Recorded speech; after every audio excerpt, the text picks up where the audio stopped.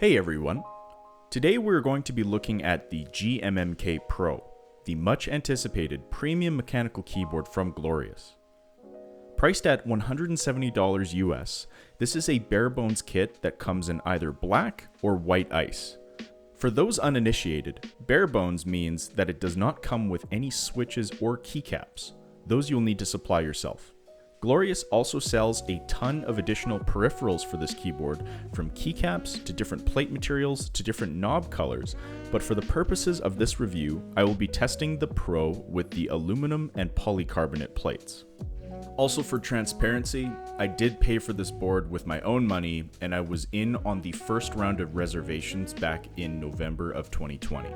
From the initial $70 reservation to getting the keyboard in my hands took about 4 months total, from November 2020 to late April 2021. Also, I did a live stream unboxing and build of this keyboard with my initial impressions of the board. You can find a link to that stream in the description below. Now, when I pre-ordered this back in November, I picked the white ice version before realizing that it's really not actually white, but silver. I guess that's where the ice comes from, but in my opinion, the advertising on the colors was a bit sneaky. Just call it silver, there's no need for confusion. Okay, so before we start the review, let's dial it back a few months for some context. November of 2020 is when the GMMK Pro is announced and the first round of reservations for it open up. From what I saw in the community, this quickly becomes one of the most anticipated keyboards of 2021, and I think for good reason. If you look at the spec list of the GMMK Pro, you'll see that it's a 75% form factor keyboard that is gasket mounted, features a rotary encoder, is hot swappable, so it's beginner friendly, and also has support for custom key mapping software like QMK and VIA. Not to mention that this is planned to be a regularly stocked item, and for the price point isn't too expensive when you consider the broader mechanical keyboard community. Those are a lot of big check marks for people who are frustrated with the group buy format that a lot of keyboards go through, where you have to shell out a lot of money up front and wait several months before you even see a product in your hands. With the GMMK Pro, this should conceivably eliminate that pain point. Now let's talk about that group buy frustration for a moment. The announcement of the GMMK Pro comes shortly after the second round of purchasing for the Satisfaction 75, which is an ultra-premium 75% mechanical keyboard by Canon Keys, which also features a rotary encoder knob. Now, that group buy was marred with some website challenges and also some delays on the Canon Keys side due to some overwhelming demand by the community for that particular keyboard. And it shows in the secondary market. Some of these keyboards were selling for north of $1,600 US. Yeah, you heard that right. So I do think that because of some people's dissatisfaction with the Satisfaction 75, resulted in a lot of bleed over to people putting in reservations for the GMMK Pro. Now, I don't have numbers to corroborate that, but that's just my sense of things. So I think it's safe to say that there was a lot of hype around the GMMK Pro for various reasons. And with that hype came a lot of scrutiny from the mechanical keyboard community. So when the first official sound test came out and it sounded less than ideal, and that's putting it charitably, a lot of people were very unhappy. Now, that particular sound test is no longer available, but put it this way, people were very critical, and myself included. Fortunately, some other prominent keyboard streamers and builders had gotten their hands on it in advance, and their sound tests were much more indicative of how the GMMK Pro sounds in real life. So why do I mention all of this ahead of the actual review? Basically, I want to tell you all of this because I want to establish my initial bias with this keyboard, from everything leading up to the reservation period, to the criticisms around the sound test, to ultimately getting the board in my hands a couple of days ago. Not to mention just adding some of that additional flavor with what else was happening in the keyboard community at the time of the announcement. However, for those of you who want to get the Coles Notes version of my review of the GMMK Pro right now, I think it is excellent for the price, but with some flaws in its current iteration. Let's get into it. There actually isn't a ton to unbox with the GMMK Pro. You get the keyboard, a USB-C cable, a switch remover and keycap puller, and extra rubber gaskets. As I had mentioned at the beginning of the video, I also picked up the polycarbonate plate because I have heard that a more flexible plate material such as polycarbonate can be a more forgiving typing experience. In terms of build quality, I think that the GMMK Pro is outstanding. The lines are really clean, there are no machining scratches or defects that I can see, and it feels very substantial in the hands. Some people might not like the sharpness of the design, but personally, I really like the aesthetic. Taking the keyboard apart is a bit of a process. There are several different screw lengths, so I would recommend having some containers to be able to sort them as you go. There are a total of 8 screws that secure the top and bottom of the case together. Once you've removed these, be careful in removing the plate and PCB combo because there is a cable which attaches to the USB-C daughter board. Just be gentle when removing it. From there, the plate and the PCB have several screws along the top and bottom, as well as 4 different sized screws that keep that acrylic diffuser in place along the side. There are also 2 screws in the middle of the board that you need to remove to separate the plate from the PCB. Once I separated the PCB from the plate, I took the goat stabilizers off the PCB to clean them and lube them. They did come with some factory lubricant applied, but the rattling of the stabilizer left a lot to be desired. I had an extra Zeal stabilizer that I planned to use for the spacebar, but that quickly became an issue. The problem was that the polycarbonate plate barely fit around the slightly wider stabilizer, and the aluminum plate was a total no-go.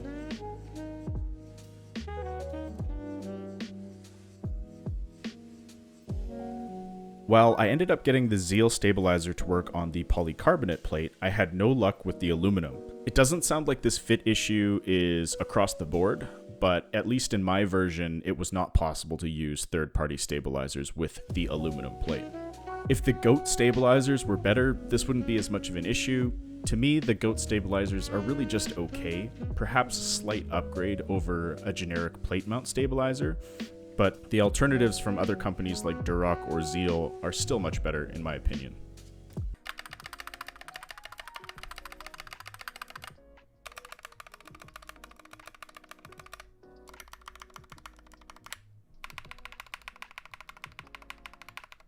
After that, the reassembly and installation of the switches was pretty straightforward.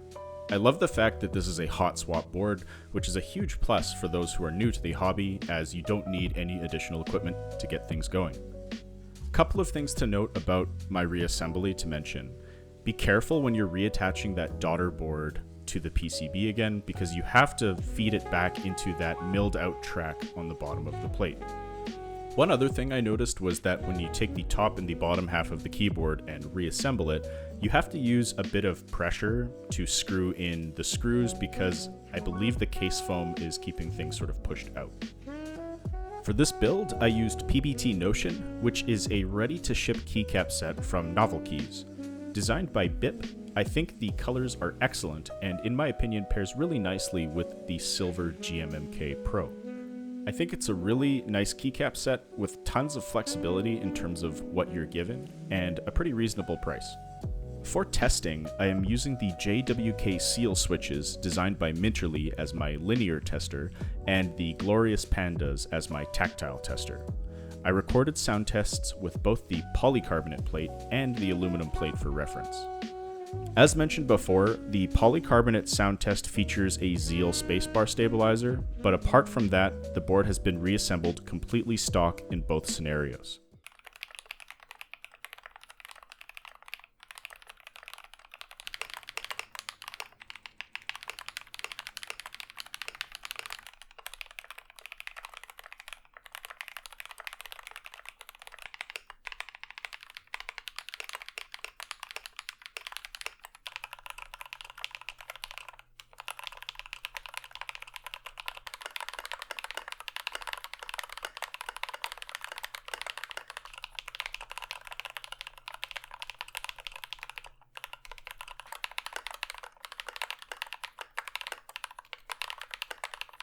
To be honest, I don't feel a huge difference in terms of stiffness between the aluminum and polycarbonate plates. Regardless of the plate, the GMMK Pro in its stock configuration feels pretty stiff to type on, which personally is something that I enjoy.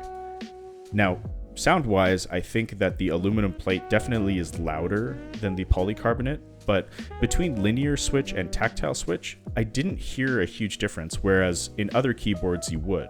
So I thought that was kind of interesting as well.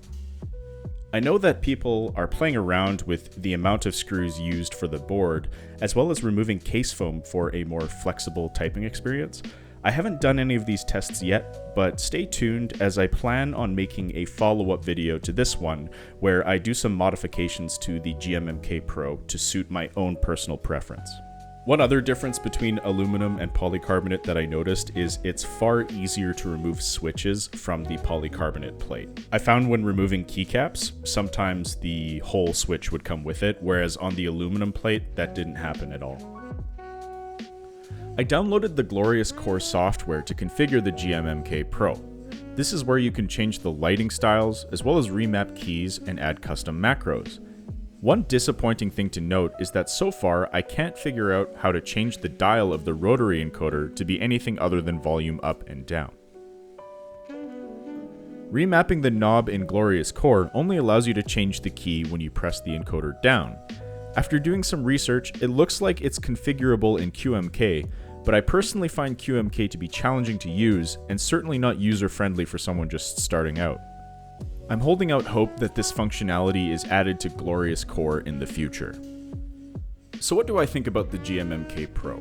Overall, I think it is a great first step in the right direction by Glorious. Yes, there are a few issues and flaws to the keyboard, which I think will get revised in future iterations of this keyboard, but for starters, this is an excellent offering for the mechanical keyboard community. Now, should this be compared to ultra premium boards like a Satisfaction 75? No. Apart from the fact that they both have a rotary encoder, they're not even in the same ballpark. I think the board's biggest competitors in 2021 are going to be other keyboards in that 75% form factor at an entry price point, like the Idobao ID80, as well as some of these new 65% that we've been seeing on the market, like the KBD 67 Lite or the Portico. Now, all of those keyboards I just mentioned are around that $130 to $180 price point in US. So the GMMK Pro is definitely on the top end of that spectrum. That being said, I think the GMMK Pro, for me at least, becomes the de facto recommendation purely because of the value that you get from the keyboard. Glorious has built-in support for any issues that you might have with your keyboard, as well as some accessories that you can buy from them directly to help enhance your experience or create that customization that a lot of people look for when they jump into this mechanical keyboard space. I think it fits really nicely into that demographic of people who are looking for a custom mechanical keyboard without breaking the bank, as well as just having a very aesthetic, clean, and minimal keyboard for their desks. As for me, I'm going to continue to fiddle with the GMMK Pro to try and get the absolute most out of it for myself and find a configuration that suits me the best. But what are your thoughts on the GMMK Pro? Have you had a chance to try one yet? Let me know in the comments down below. Thanks so much for watching. If you like this content and what I do here on my YouTube channel, it'd be great of you to throw a thumbs up on this video and consider subscribing.